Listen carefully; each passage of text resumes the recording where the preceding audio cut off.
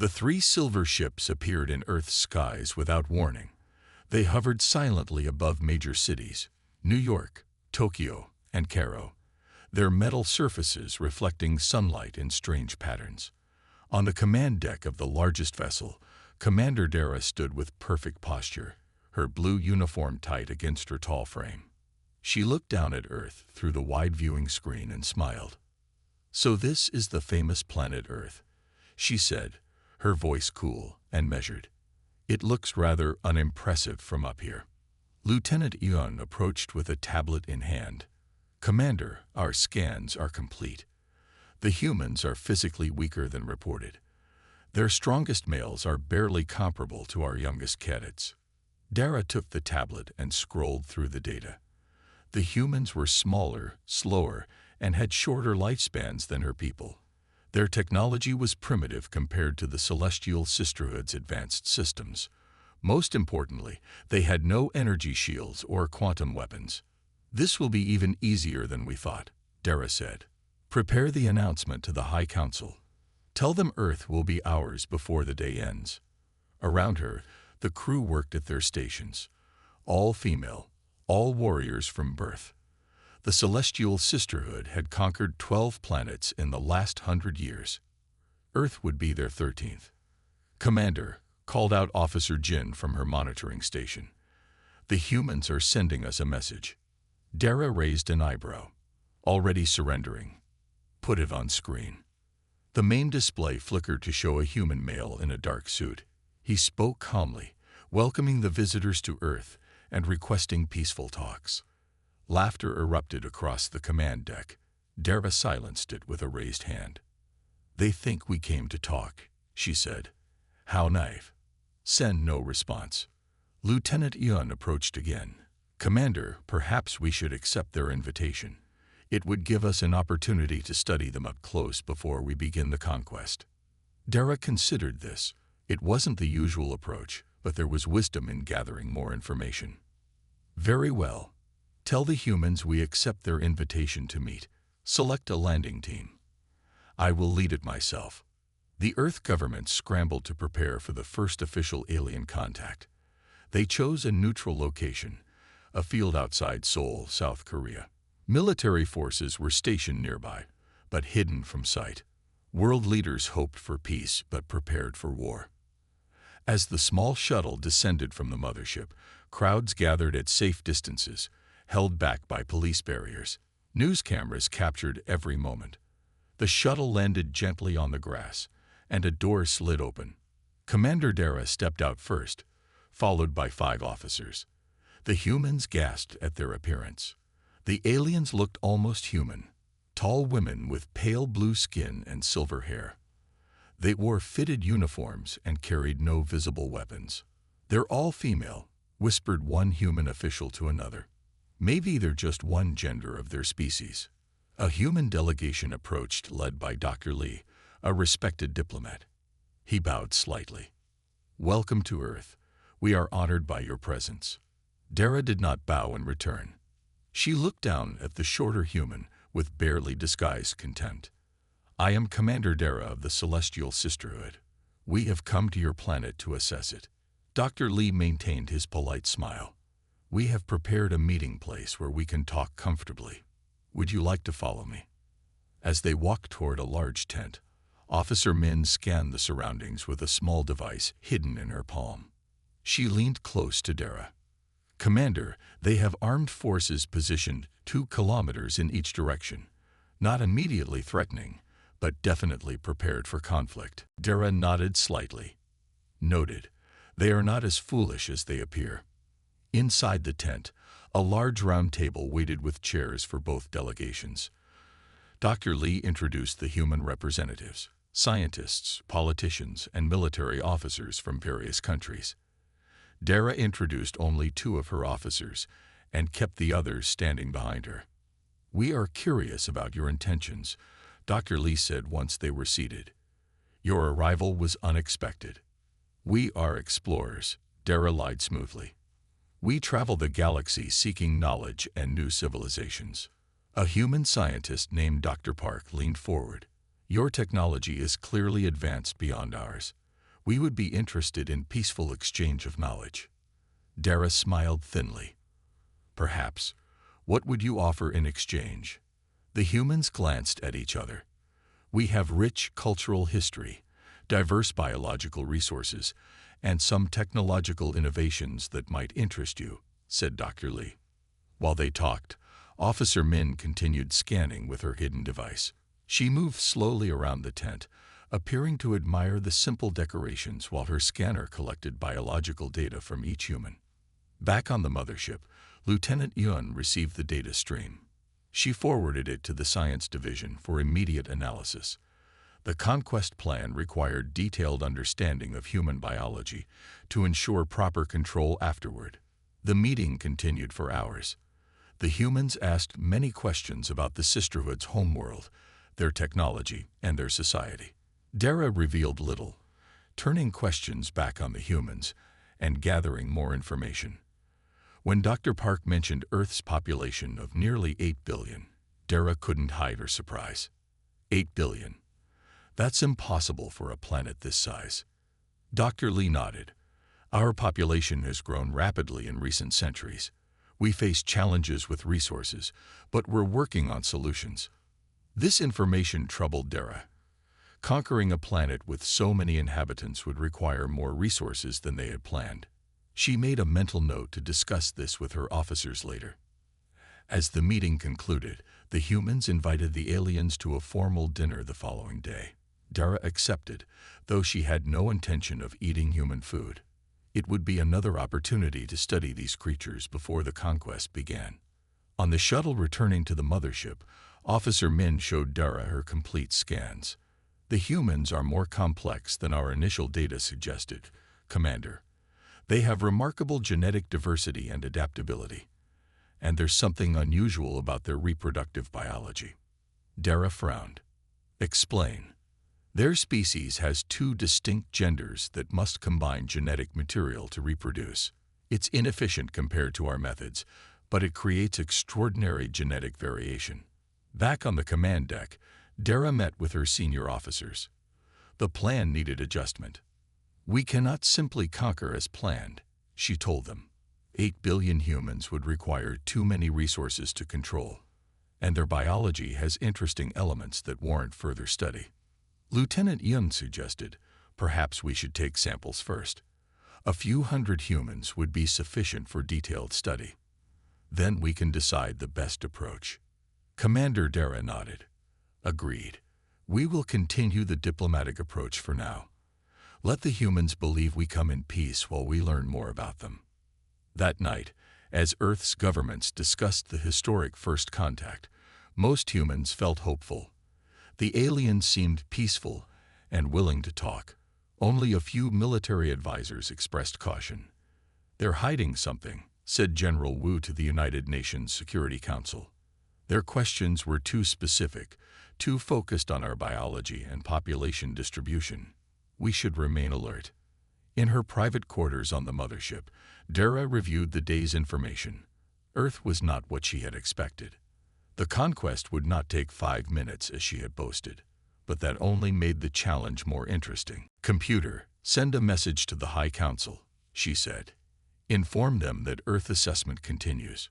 Conquest timeline extended. These humans are weak individually, but their numbers and adaptability require careful planning. I expect to complete our mission within 1 Earth month.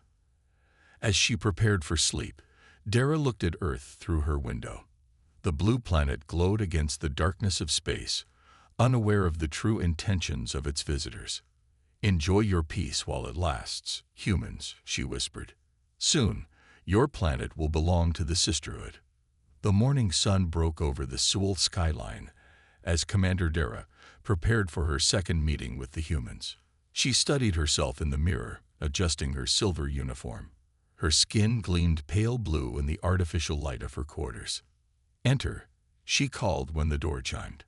Officer Min stepped inside, carrying a small metallic case. The biological scanners are ready, Commander. We've disguised them as ceremonial jewelry. Dara took a silver bracelet from the case and slipped it onto her wrist. The device was elegant but functional, designed to collect DNA samples from any human she touched. Our scientists are eager for more detailed samples, Min said. Yesterday's scans were promising but insufficient. Then they shall have what they need, Dara replied. The humans seem eager to shake hands. Such a strange custom, but useful for our purposes. The shuttle descended toward Earth once more, this time landing at a government complex in Seoul. The human delegation waited, smiling and ready to continue diplomatic talks. Dr. Lee stepped forward to greet them. Commander Dara, welcome back.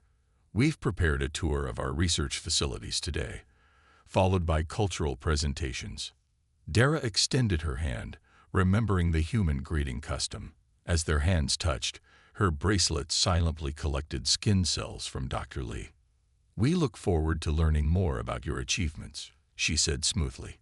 The tour began at a medical research center. The humans proudly displayed their advances in genetics and medicine. To them, these were impressive technologies. To the Celestial Sisterhood, they were primitive, but Dara nodded with feigned interest. Dr. Park led them through laboratories where humans in white coats worked with equipment that seemed ancient to the aliens. Yet Dara noticed surprising ingenuity in how they overcame their technological limitations. This device can sequence an entire human genome in just 3 hours, Dr. Park explained, pointing to a machine the size of a small table. Officer Jin whispered to Dara, "Our portable scanners do the same in seconds." "Don't underestimate them," Dara whispered back. "Their methods are different, but they're advancing quickly." As they moved through the facility, the aliens used every opportunity to collect samples. A handshake here, brushing against a human there. Their jewelry silently gathered biological data. Later, they visited a military research facility where the humans demonstrated their weapons technology. They showed aircraft, tanks, and missile systems with obvious pride. General Kim, a stern-faced man with gray hair, watched the aliens closely. "This fighter jet can travel at twice the speed of sound," he said, gesturing toward a sleek aircraft. Dara struggled not to laugh. The Sisterhood's smallest shuttles could reach orbit in minutes. These human machines were like children's toys in comparison. Yet she noticed something odd about the general.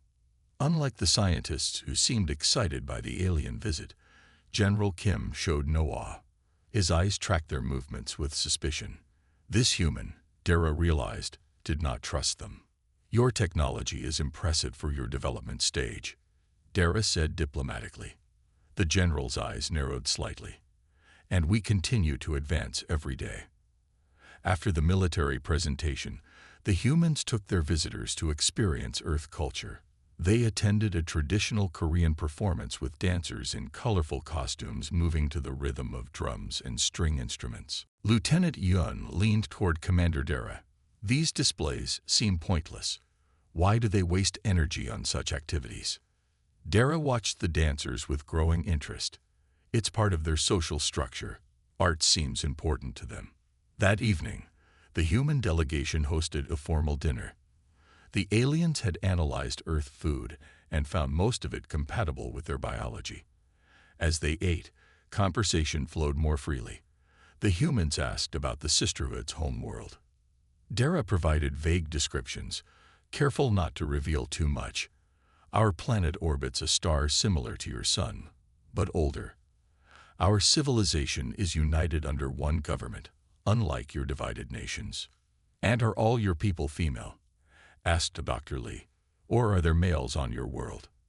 The question caused slight discomfort among the alien visitors. Dara set down her fork. "We are a single-gender species," she explained. "We reproduce through genetic merging techniques developed thousands of years ago." The human scientists looked fascinated. Dr. Park couldn't contain her curiosity. "So you've eliminated the need for sexual reproduction. That's remarkable. How do you maintain genetic diversity?" The question was surprisingly perceptive. Dara hesitated before answering. "We have methods," she said simply. What she didn't say was that those methods were failing. The Celestial Sisterhood faced a crisis.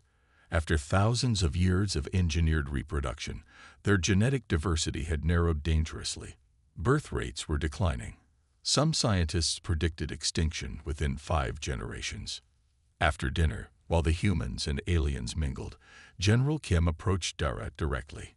He spoke quietly so others couldn't hear. "Commander, I've been a soldier for 40 years. I know when someone is gathering intelligence for military purposes." Dara maintained her composed expression. "I don't know what you mean, General. Your people are collecting biological samples. My scientists detected your scanning devices. What I want to know is why." For the first time since arriving on Earth, Dara felt caught off guard.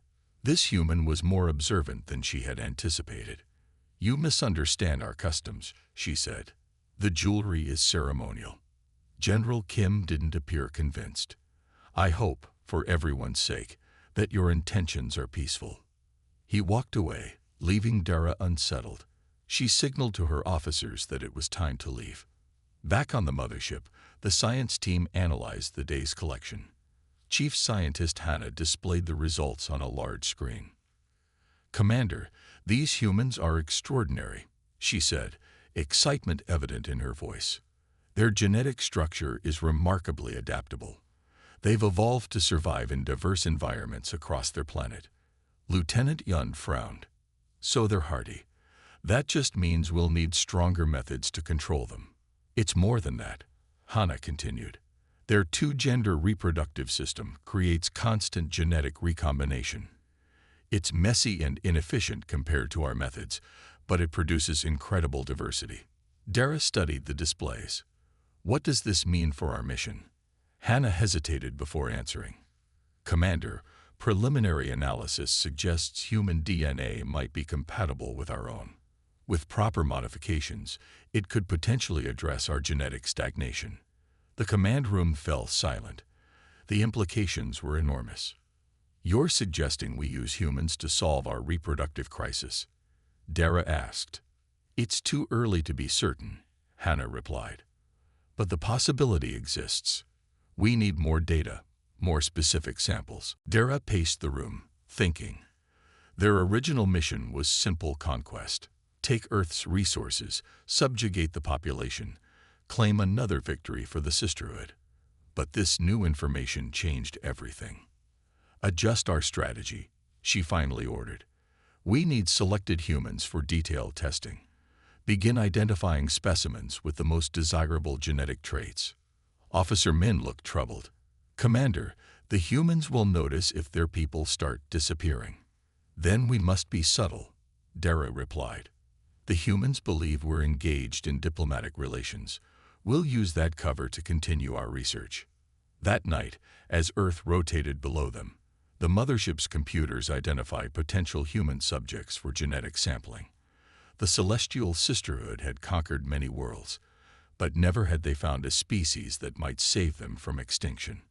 In her quarters, Commander Dara recorded a message for the High Council. "The Earth mission has developed unexpected complexity," she reported. "Conquest remains achievable, but we've discovered potential biological value in the human species. I request permission to extend the assessment phase and conduct genetic compatibility tests." She paused, considering her next words carefully. "If the preliminary findings are confirmed, humans may be more valuable to us alive than conquered. This planet could be the solution to our future." Dara ended the recording and looked at Earth through her viewport. The humans were clever, especially that General Kim. They might discover the Sisterhood's true purpose sooner than expected. "We came for conquest," she murmured to herself, "but we may have found salvation instead." The laboratory aboard the mothership hummed with activity. Chief Scientist Hannah leaned over a microscope, her face tense with concentration.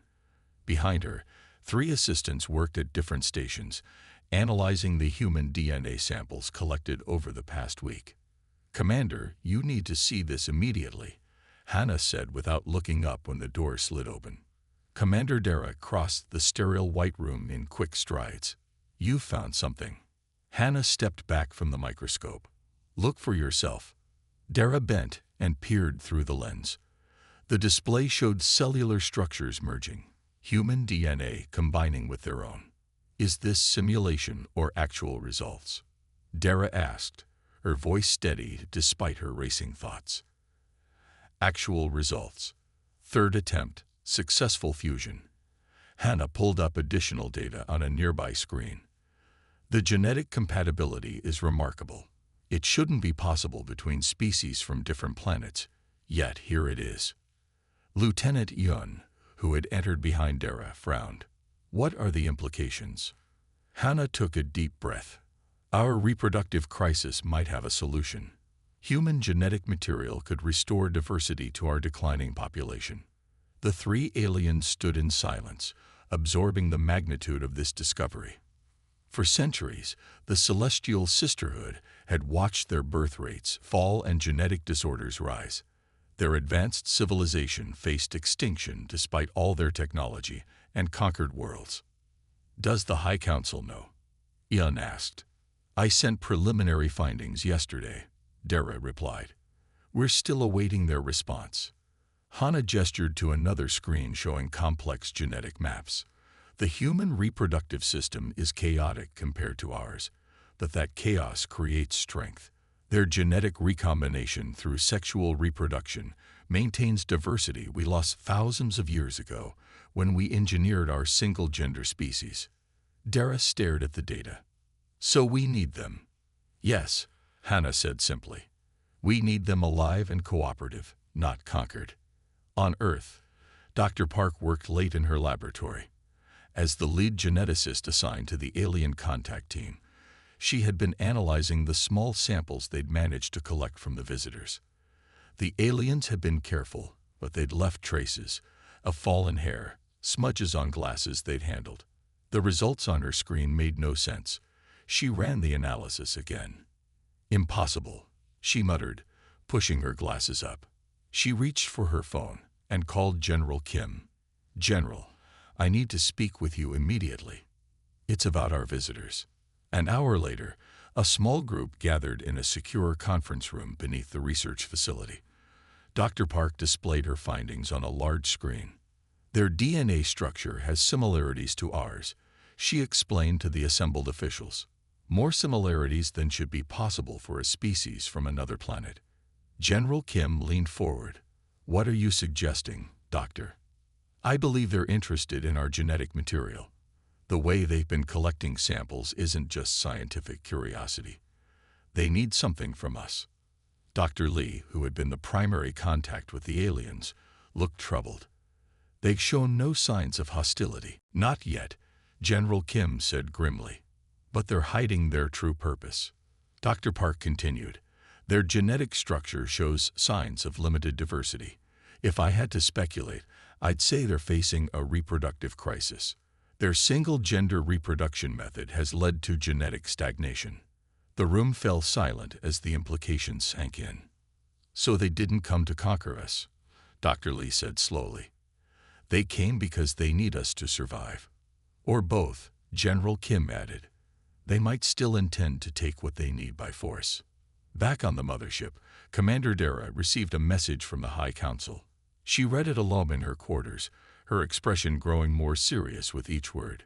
The Council had reviewed the genetic findings and reached a decision. Earth was now designated a genetic resource planet, not a conquest target. Dara was ordered to establish a voluntary contribution program with the humans, using whatever means necessary to secure their cooperation. Dara closed the message and walked to her viewport. Earth rotated slowly below. She had come to respect these humans more than she had expected. They were resourceful and observant. The general already suspected their true intentions. A chime at her door interrupted her thoughts. Enter, she called. Officer Min stepped inside. Commander, we've detected unusual activity at the Human Research Facility. They're running extensive tests on our genetic material. Dara wasn't surprised. They're figuring it out. Should we accelerate our timeline, we could take what we need now. No, Dara said firmly. The Council wants cooperation. Force is our last option. Meanwhile, in orbit around Earth, a second sisterhood ship arrived undetected. Smaller than the mothership, it carried specialized troops and collection equipment. Their orders came directly from Admiral Yuri, a hardliner on the High Council who disagreed with the cooperative approach. The next morning, Commander Dara led her team to another meeting with the humans. The atmosphere had changed. She could sense the tension as soon as they entered the conference room. Dr. Lee smiled, but his eyes were cautious.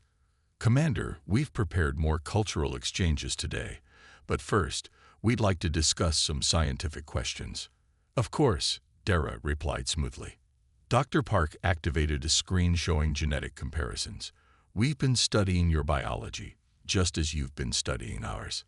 Dara kept her expression neutral, though she glanced briefly at Officer Min. "We believe we understand why you're here," Dr. Park continued. "Your species faces a reproductive crisis. Your genetic diversity is declining." The direct approach surprised Dara. These humans were more perceptive than she had given them credit for. "You're partially correct," she acknowledged after a moment. "My people have faced challenges with our reproductive methods." General Kim spoke up, "And you came to Earth looking for a solution." "We came exploring," Dara countered. "The discovery of your genetic compatibility was unexpected." "But welcome," Dr. Lee suggested. "Yes," Dara admitted. "Very welcome." The room grew quiet. The humans exchanged glances before Dr. Lee spoke again. "If you had simply explained your situation, we might have been willing to help. Instead, you've been collecting samples secretly and scanning our people without consent." Dara recognized the crossroads before her. Continued deception would only damage potential cooperation, but complete honesty about the sisterhood's conquering history might end all hope of alliance. "You're right," she said finally. "We should have been more transparent. My people face extinction within 5 generations if we cannot solve our genetic crisis. Your species represents hope we haven't had in centuries." Dr. Park leaned forward. "What exactly would you need from us?" Before Dara could answer, her communication device chimed urgently. She glanced at it and saw a security alert from the mothership. "Excuse me," she said, stepping away from the table. The message was coded but clear. The second ship had deployed troops without authorization. They were targeting a human fertility clinic on the outskirts of Seoul. Dara turned back to the humans, her decision made. "We have a problem. A faction of my people disagrees with peaceful cooperation. They've launched an unauthorized operation to take what they want by force." General Kim was on his feet instantly. "Where?" "Seoul Fertility Center. They'll try to collect reproductive materials and possibly live specimens." The general reached for his phone, barking orders for a military response. Dr. Lee looked at Dara with new uncertainty. "Are you involved in this?" "No," she said firmly, "and I will help you stop it. This action goes against my orders and endangers any hope of cooperation between our peoples." Within minutes, the conference room transformed into an impromptu command center. Dara provided the location and capabilities of the rogue team. General Kim coordinated the military response. "Your people have advanced weapons," he said to Dara. "My soldiers will be outmatched." "Not necessarily," she replied. "I can provide countermeasures." She removed her communication device and quickly reconfigured it. "This will temporarily disable their energy weapons, but we must hurry." As they worked together to respond to the crisis, Dara realized the irony of her situation. She had come to Earth expecting an easy conquest. Now she was helping the humans defend themselves against her own people. But the stakes had changed. The future of the Celestial Sisterhood no longer depended on conquering Earth, but on earning its trust. The humans held the key to their survival in their diverse genetic code, and that made them more valuable as partners than as subjects. "Commander," Officer Min said quietly as they prepared to leave, "the High Council won't be pleased if we act against our own kind." "The Council ordered cooperation," Dara replied. "That's exactly what I intend to secure." The Seoul Fertility Center stood 3 stories tall, its glass walls reflecting the morning sun. Inside, doctors and staff ran through hallways as alarms blared. Outside, military vehicles surrounded the building. Soldiers in body armor took positions behind barriers. Commander Dara stood beside General Kim behind an armored truck. She had changed from her formal uniform into a tactical suit. In her hand, she held a device that would disable the energy weapons of the rogue Sisterhood forces. "Your people moved quickly," she said to the general. "We've been preparing for possible conflict since you arrived," he replied without apology. "How many of your soldiers are inside?" 12, Dara answered. "Led by Captain Sue. She's highly trained but follows Admiral Yuri's orders without question." A communication device on Dara's wrist beeped. She activated it and heard Chief Scientist Hana's voice. "Commander, the second ship has sealed its communications. Admiral Yuri has declared your actions treasonous. The Council is divided on how to respond." Dara frowned. "Understood. Continue monitoring the situation." General Kim studied her face. "Your position is compromised." "Yes," she acknowledged. "But stopping this attack is more important than my rank." Inside the fertility center, Captain Sue directed her soldiers as they collected frozen embryos and reproductive materials. The humans had been locked in a secure room. No casualties yet, just as Admiral Yuri had ordered. "Hurry," Sue commanded. "Their military forces are gathering outside." A young officer named Ju looked uncomfortable. "Captain, these samples were meant for human families. Taking them seems wrong." "Our survival outweighs their personal desires," Sue replied sharply. "Continue the collection." Outside, Dara explained the situation to Dr. Lee and Dr. Park, who had arrived at the scene. "Captain Sue believes she's saving our species," Dara said. "She won't surrender easily." Dr. Park looked troubled. "Those samples represent the hopes of hundreds of families. Some have spent years trying to conceive." "I understand," Dara said quietly. "That's why we need to stop them." General Kim finished conferring with his officers. "We're ready to enter, but we want to minimize casualties on both sides." "Let me speak to Sue first," Dara suggested. "She might listen to reason." The general hesitated, then nodded. 5 minutes, then we move in." Dara activated her communication device. "Patch me through to the second ship, direct to Captain Sue." After a moment of static, a voice answered. "Commander Dara, you dishonor the Sisterhood by siding with the humans." "Sue, listen to me. What you're doing endangers our entire mission. The Council ordered cooperation, not theft. Admiral Yuri says you've been compromised, that you're too sympathetic to these primitives." Dara took a deep breath. "The humans know why we're here. They were willing to discuss cooperation before your raid. Now you've damaged that possibility." There was a pause before Sue responded. "It's too late. We have what we need." "And then what?" Dara pressed. "You take these samples and leave. What about the next generation and the next? We need ongoing access to human genetic diversity. That requires trust, not force." In the fertility center, Captain Sue looked at the containers her soldiers had collected. So few samples, when they needed so much more for true genetic renewal. "Admiral Yuri says this is just the first collection," she said. "That will return for more. The humans will be ready next time," Dara warned. "They'll fight. We'll lose people on both sides. Is that what you want?" Sue hesitated. Officer Ju and several others were watching her, their expressions showing growing doubt. "What alternative do you offer?" Sue finally asked. Outside, Dara glanced at Dr. Lee and Dr. Park. "The humans are willing to establish a scientific exchange. Voluntary contributions, shared research, both our peoples would benefit." Dr. Park nodded in agreement. "We've already found medical applications from studying your genetic structure. There could be mutual benefits." Sue was silent for a long moment. "Admiral Yuri says the humans can't be trusted, that once they understand our weakness, they'll exploit it." "That's our fear talking," Dara replied. "Not reality. I've worked with these humans. They value cooperation." General Kim checked his watch. "Time's up," he whispered to Dara. "Sue," Dara said urgently, I'm sending you data from our compatibility tests. Look at the results yourself. Then decide if theft is better than partnership. She transmitted the files showing the successful merging of human and sisterhood DNA, along with projections of how human genetic diversity could revitalize their species. In the fertility center, Sue reviewed the data on her device. The evidence was clear. These human samples alone wouldn't solve their crisis. They needed ongoing cooperation. "Captain," Officer Ju said quietly, "Commander Dara's approach makes more sense for our long-term survival."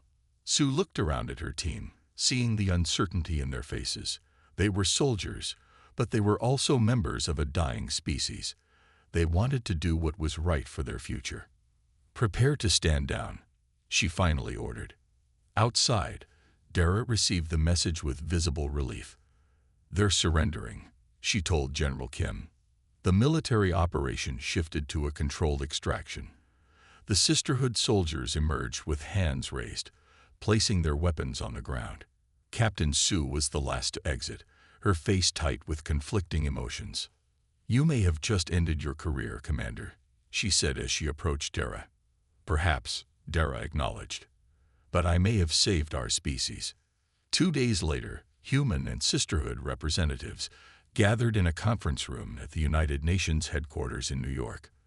The long table was divided equally, with humans on one side and aliens on the other. Commander Dara sat at the center of her delegation, facing Dr. Lee. "This historic agreement," Dr. Lee began, "establishes the framework for genetic cooperation between Earth and the Celestial Sisterhood." The terms had been negotiated intensely over the past 48 hours. Humans would provide genetic material voluntarily. The Sisterhood would share medical and technological advancements. A joint research facility would be established in neutral space. "Both our peoples stand to benefit," Dara added. "Your genetic diversity offers us survival. Our technology offers you advancement." Not everyone was pleased with the arrangement. On the human side, some nations remained suspicious of the aliens' intentions. On the Sisterhood side, Admiral Yuri and her supporters argued that conquest was still the safer option. Captain Sue, now assigned to Dara's command after a formal hearing, leaned close to her superior. "The mothership reports that Admiral Yuri is planning to appeal to the High Council. She wants you removed from command." Dara nodded slightly. Expected. The formal document was placed before each leader. As they prepared to sign, a commotion erupted at the back of the room. A human protester had somehow gained access. "They're here to steal our children," the man shouted before security removed him. The room fell silent. The outburst highlighted the fear and misunderstanding that threatened the fragile agreement. Dara stood slowly. "Perhaps I should address the concerns that many humans share." She looked around the room, making eye contact with the human delegates. "When we came to Earth, we intended conquest. That is the truth. We saw your planet as another prize for the Sisterhood. What we discovered instead was a genetic miracle, a compatible species whose diversity could save us from extinction." Murmurs spread through the human delegation at this frank admission. "We do not want to steal your children or your future," Dara continued. "We want to create a shared future. My people have conquered 12 worlds, but none have offered what Earth does: hope for our survival." Dr. Park spoke up. "And what guarantee do we have that you won't simply take what you want once you have access?" "Because taking is temporary, partnership is permanent," Dara replied. "If we betray your trust, we lose access to the very diversity we need for generations to come." General Kim, who had remained skeptical throughout the negotiations, finally spoke. "Your honesty is noted, Commander, but trust must be earned." "Yes," Dara agreed, "which is why the agreement includes human oversight of all research and strict limits on sample usage." Dr. Lee picked up his pen. "Then let us begin earning that trust, one step at a time." One by one, the representatives signed the document. When Dara's turn came, she paused with the pen above the paper. "My people came to conquer yours in 5 minutes," she said quietly. "Instead, you have conquered us with something far more powerful than weapons. the chance for a future. She signed her name, binding the Celestial Sisterhood to peace with Earth. 1 year passed since the signing of the Earth Sisterhood Agreement. The Joint Research Facility orbited Earth, a gleaming ring-shaped structure visible from the ground on clear nights. Inside, humans and aliens worked side by side in laboratories equipped with technology from both worlds. Ambassador Dara, formerly Commander Dara, walked through the central corridor. Her new title reflected the changed mission of the Celestial Sisterhood on Earth. The walls around her were transparent, showing scientists at work in various research chambers. "The latest results are promising," said Dr. Park, who walked beside her. The human scientists have become Dara's closest ally during the past year. Genetic integration is stable in 90% of test samples. Dara nodded, feeling a complex mix of hope and anxiety. The High Council will be pleased. They've been demanding progress reports weekly. They entered a secure area that required both human and sisterhood identification to access. Inside was the most important section of the facility, the nursery. Chief Scientist Hannah greeted them at the entrance. "Ambassador, Doctor, you're just in time. The first viable embryo is ready for viewing." The three women approached a specialized incubator in the center of the room. Inside, displayed on a high-resolution screen, was a microscopic embryo. It looked unremarkable to untrained eyes, but the scientists in the room watched it with amazement. "The first successful human-sisterhood genetic merger," Hannah said quietly, "growing normally at 7 days." Dr. Park checked the monitors. Human and sisterhood DNA sequences are expressing perfectly. The compatibility exceeds our projections. Dara placed her hand on the clear surface of the incubator. This tiny collection of cells represented the future of her species. After thousands of years of genetic decline, they had found hope in the most unexpected place. "Who are the genetic donors?" she asked. "A human male scientist from the Sol team, and Officer Min from your original landing party," Hannah replied. Both volunteered specifically for the first trial. Dara wasn't surprised about Min. The young officer had been enthusiastic about the Earth partnership from the beginning. The human volunteer was more surprising. After the fertility center incident, many humans remained distrustful of the sisterhood's intentions. "The human donor wishes to speak with you," Dr. Park mentioned. "He's waiting in the conference room." Dara raised an eyebrow. "That's unusual." She left the nursery and headed to the small conference room nearby. Inside sat a young man with glasses and a nervous smile. He stood when she entered. "Ambassador Dara, thank you for meeting me. I'm Dr. Tai, Genetics Division." They shook hands, the once alien gesture now familiar to Dara. "You're the donor for our first successful embryo. I should be thanking you." Dr. Tai's face flushed slightly. "I believed in the project from the beginning. My family thought I was crazy to volunteer. Many humans still distrust us," Dara acknowledged. "You took a significant risk." "Not just humans," Dr. Ta said. "I understand there's still resistance among your people as well." He was right. Admiral Yuri and her supporters continued to argue against the partnership with humans.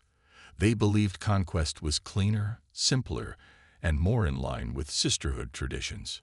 "Change is difficult for any civilization," Dara said diplomatically. "I wanted to ask you something personal," Dr. Ta continued.